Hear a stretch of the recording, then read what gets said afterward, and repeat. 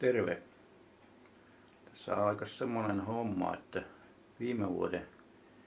viime kesän vaskaushiekasta jäänyt hiekka pitäisi rännittää vielä uudestaan ja katsoa, että kuinka paljon meni hukkaan vaskatessa. Tietysti ajatuksena oli jo vaskatessa, että tämä rikastushiekkajäte vielä käsitellään uudestaan, että tarkistetaan sitten, otetaan sieltä viimeiset tiput sitten talteen. Mä olen täällä pannuhuoneessa nyt, ulkona on 100 räntää ja on asteen verran lämpöä, että siellä ei oikein viitti tehdä, niin täällä pannuhuoneen lämmössä on paljon mukavampi touhuta tämmöisiä hommia. Ja näytän nyt tästä, että minkälaisella kamppeella tätä hommaa tässä toteutetaan. Eli tässä mulla on nyt tämä rikastushiekkaa jäämää, mikä on kerran vaskattu. Sitä on tommonen puolisankkoa. Sitten mulla on tossa tommonen Vevorilta tilattu ränni ja sen alkuosa, ja siinä on toi tommonen matala harppunen kumimatto kiinteästi. Sitten tommonen Piltemaan retkisuihku. Sitten tänne rännin alle on laitettu tuolta Temulta tilattu pieni vibraattori, joka käynnistyy tästä. Sillä saa säädettyä sitten sen vibraattorin ton rännin tärinän, että saadaan vähän parempi lopputulos ja helpommalla tehtyä se työ. Ei muuta kuin aletaan homma. Sen verran vielä tuosta vibrasta, että se on tässä. Tämä liina on sen takia, että se pitää sen tuolla alapuolella kiinni sen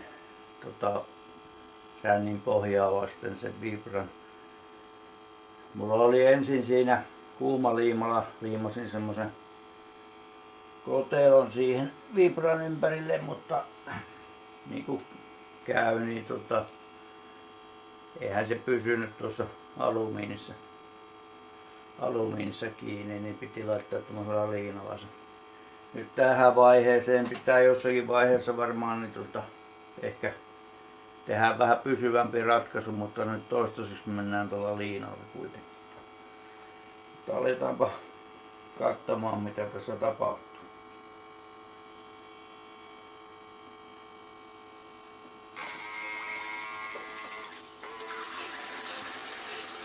Vähän vielä mulla loppuu virta tästä retkisuihkusta, niin mulla jäi edellistä hiekkaa vähän, tuohon pitää kostuttaa se ensin ettei se lähde heti kuivana kellumaan.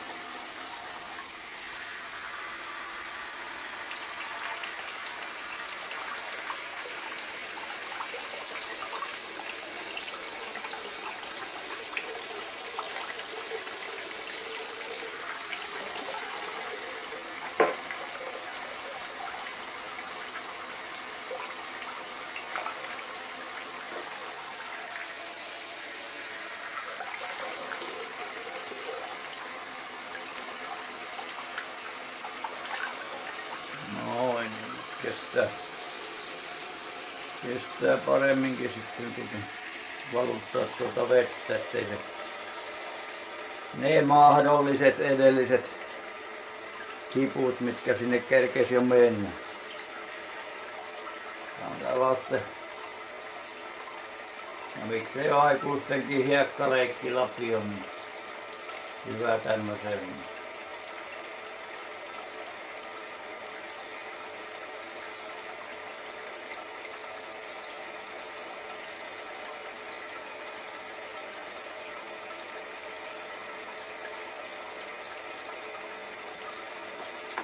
Tässä on portaaton säätö tässä vibrassa.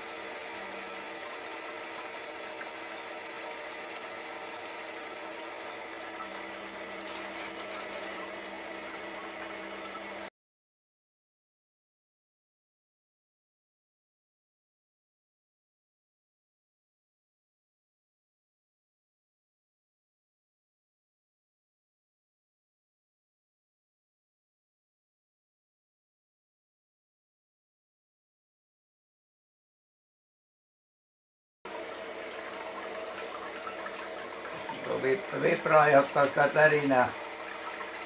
tärinää, niin se lähtee luistamaan pikkuhiljaa tuo rännikin pois tuosta.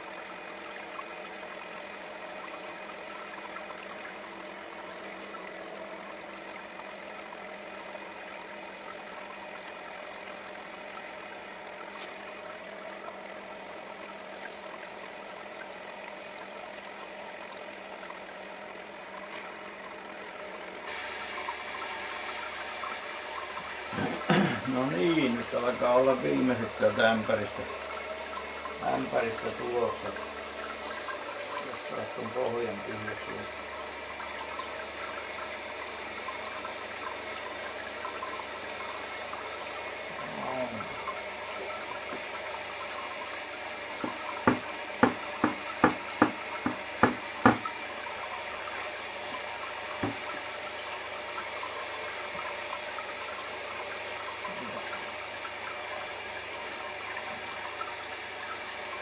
Vielä tämä tyhjästämä.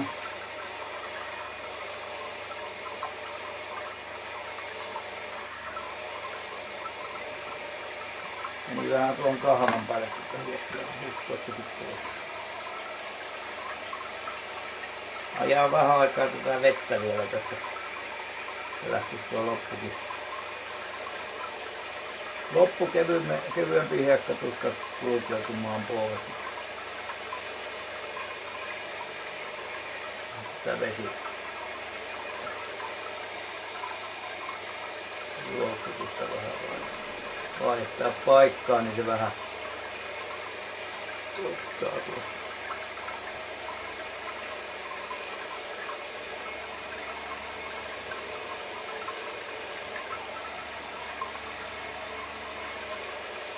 Sitten ottaa tuota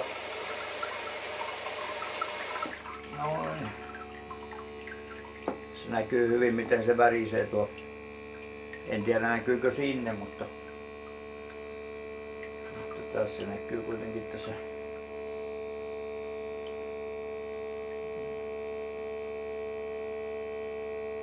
No nyt näkyy se värinä kuinka tuo tekee tuohon veteen tuommoisen vibraa. Ja se vibra on, mulla oli ensin se toisinpäin, eli se pyörimissuunta oli näin päin, niin se teki vaan keskelle tähän semmoisen jana, missä hiekka kulki, mutta sitten mä käänsin sen toisinpäin sen yksikön, eli se pyörii nyt näin päin se vibra, niin se jakaa sen tähän mattoon tasaisemmin tämän tavaran. Sammutetaanpa se pois siitä ja otetaanpa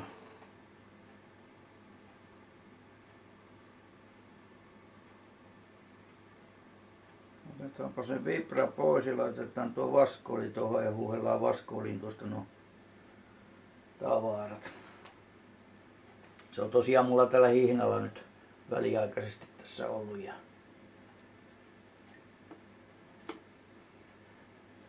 voi kehittää oikein patentin sitten sille kun sen saa tuota. On kaikki kehittämisversioita aina nämä hommat.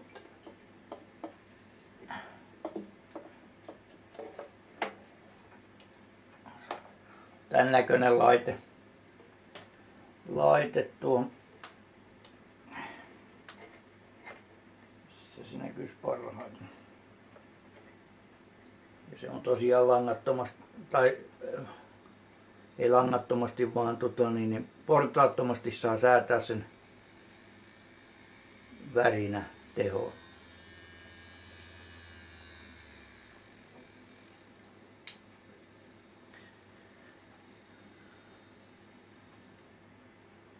No.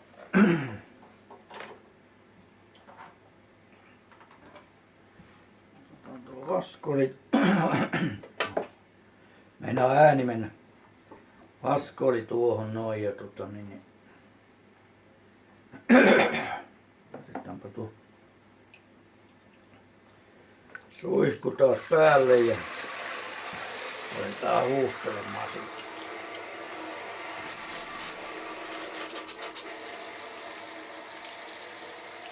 tavara irti.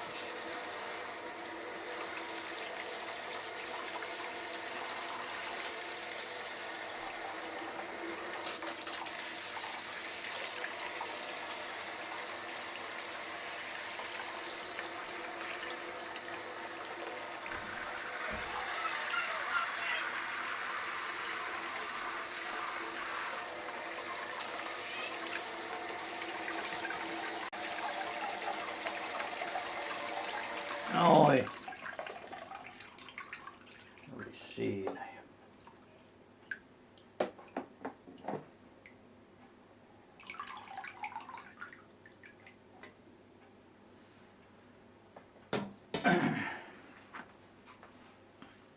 Minä vähän vaskaan tuosta enimpiä pois sitten, niin katsotaan sitten, että oliko sillä mitään. Mulla on vähän fairia tässä veden seassa sen takia, että pintajännite olisi vähän alhaisempi, että saa pysymään ne hiput, ettei ne nouse tuon kellumaan.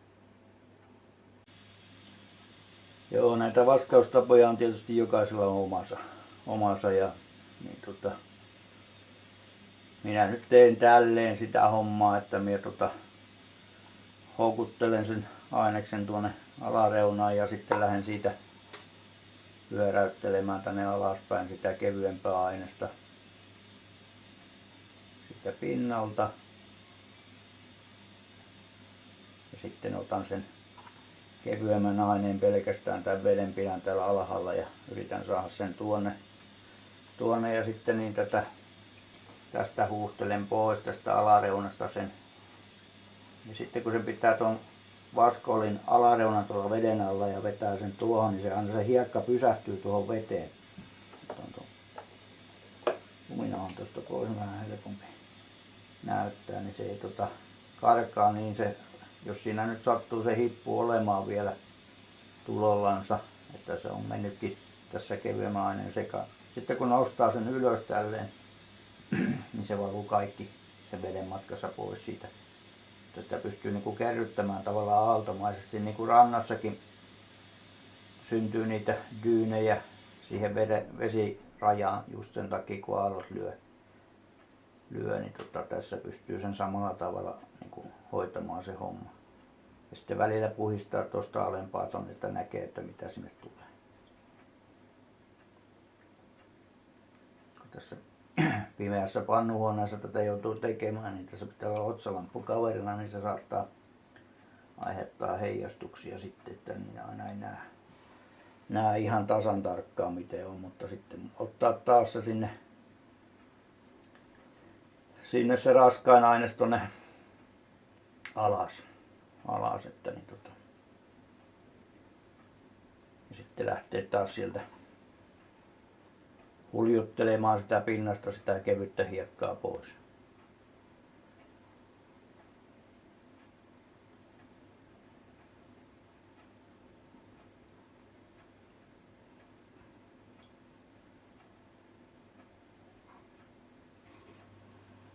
Tätä voi tehdä riittävän usein. Sen miltä tuntuu, nyt alkaa näkymään tuolla vähän hippuja, niin mä lopetan aina siinä vaiheessa kun tulee hiput esiin sieltä ja huuhdon sen alareunan tyhjäksi.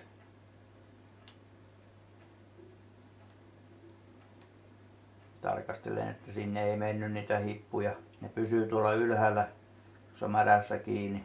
Ne ei sieltä putoile mihinkään sitä vara. Kuten näkyy, niin se on siellä ylhäällä kun se veden valuttaa riittävän ajoissa pois. Ja kun ei liian jyrkästi käännä sitä, niin se ei tule veden matkassa sitten tuo muu aines tuolta. Sen saa silloin tyhjäksi. Ja nyt kun siellä on hippuja, niin nyt mun pitää ajaa se taas se tavara tonne ja koittaa keskittää, että se hipput jäisi tähän keskikohtaan, mikä on syvin kohta siinä vaiheessa, kun mä näin käännän. Niin se pitäisi pyrkiä saamaan se raskas aines tuohon alimpaan kohtaan. Täällä nyt näkyy tuolla yksittäinen hippu, joka on lähdössä, tämmönen mikrohippu. lähdössä tuolta karkuun, mutta koitetaan palauttaa se ton ruotuun.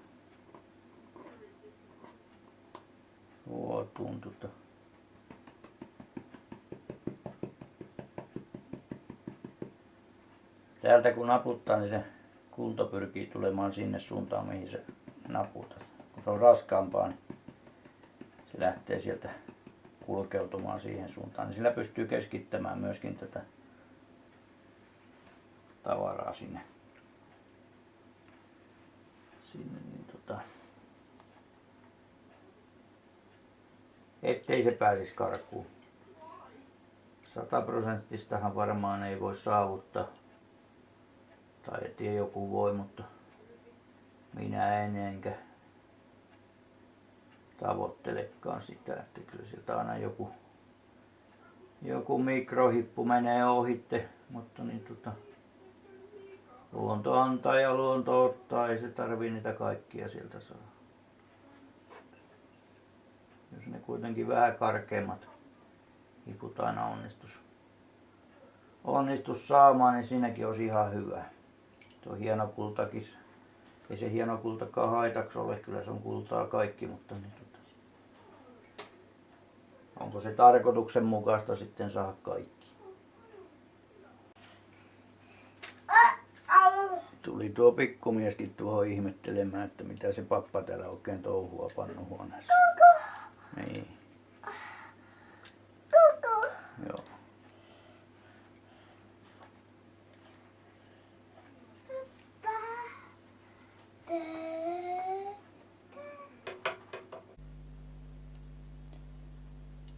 Joo, tommonen mitätön määrä sieltä löytyi. Ihan hienoa kultaa, ei mitään isompaa ollut karannut. Semmonen tapaus. Tuommoisella kullan määrällä ei kannata ottaa talteen, jos noin hyvin saa putsattua paikan päällä.